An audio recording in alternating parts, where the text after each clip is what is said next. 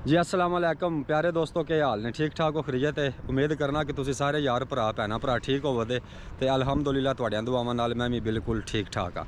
तो काफ़ी सारे दोस्त यार मैसेज करते हैं, कॉल भी करते हैं कि सानू मौजियां वाले दे बारे दसो कि मौजियां वाले दे विच ए जिहड़ा ऑपरेशन कर रहे हैं तजावज़ात के खिलाफ है ऑपरेशन होवेगा कि नहीं होने लगा। तो खास करके ओवरसीज़ जिहड़े पाकिस्तानी ने ना उन्होंने काफ़ी सारी परेशानी है इस चीज़ के बारे कि मौजियां वाले दे विच ऑपरेशन होवेगा या कि नहीं होने लगा।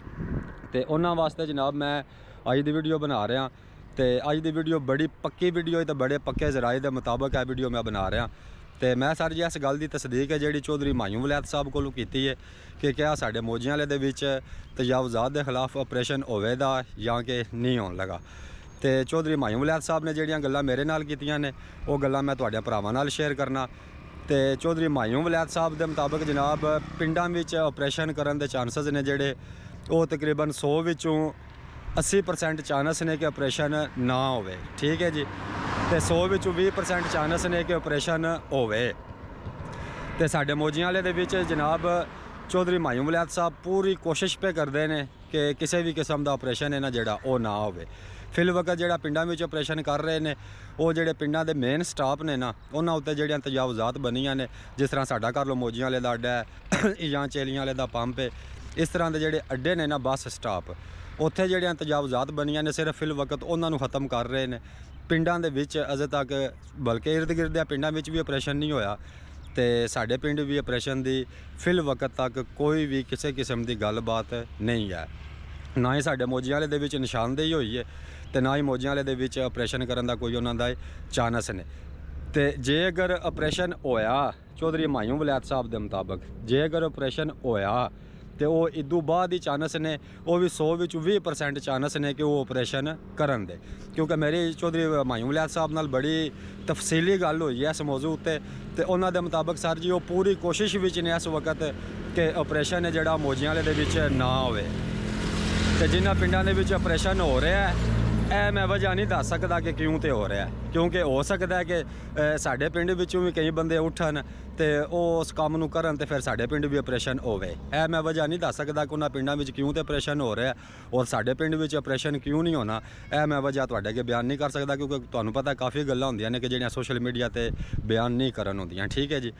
तो चौधरी मायूम वलैद साहब के मुताबिक जे अगर 100 विच 20 चांस ने ऑपरेशन होने दे तो जे अगर ऑपरेशन होया तो वह पता किहड़ी गली विच होवेगा जनाब। वो होवेगा माई डाडी वाले महल्ले तो लैके तो अगों माछियां वाले चौक तक। तो उस तो बाद यह कड़ा जिहड़ा लोकदा ना माछियां वाले चौक तो लैके अगों इम्तियाज़ धोबे की दुकान अगों उत्थों ही वो फिरदियां अपना चाड़ां दे दारे कोलों आके फिर दोबारा माई डाडी वाले चौक विच। ठीक है जी। चौधरी मायूम वलैद साहब के मुताबिक वो भी 100 विचों 20% चांस ने ऑपरेशन होने दे। ठीक है जी।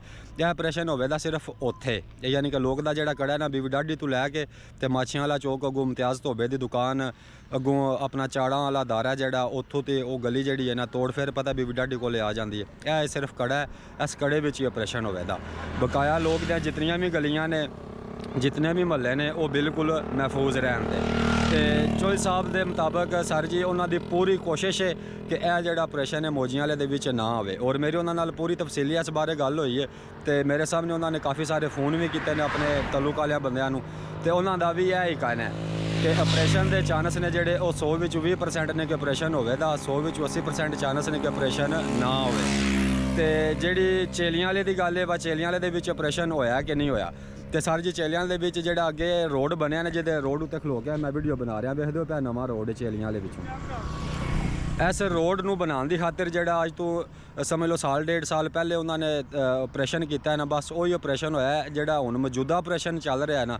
इहदे मुताबिक चेलियां वाले दे विच सिर्फ उन्होंने निशानदेही की है तो अपना जे अगर ऑपरेशन किया ने तो रमज़ान तो बाद करन दे। तो साडे मौजियां वाले दे विच सर जी इस वक्त हुण मौजूदा टाइम तक निशानदेही भी कोई नहीं हुई। तो जे अगर अल्लाह ना करे ऑपरेशन होया तो वह जनाब रमज़ान तो बाद होवेगा। तो रमज़ान तो बाद ही निशानदेही जिहड़ी वो की जाएगी। तो ऑपरेशन होवेगा सिर्फ माई डाडी वाले चौक तो लैके माछियां वाला चौक अगों माछियां वाले चौक तो लैके इम्तियाज़ धोबे की दुकान इम्तियाज़ धोबे की दुकान तो लैके तो फिर बीवी डाडी वाले चौक तक यह ऑपरेशन होवेगा। मेरे को जितनी इन्फॉर्मेशन आई मैं आख्या कि भरावां नूं दस छड़ा। तो एक होर भी गल है कि चौधरी मायूम वलैद की पूरी कोशिश है कि मौजियां वाले दे विच ऑपरेशन ना होवे।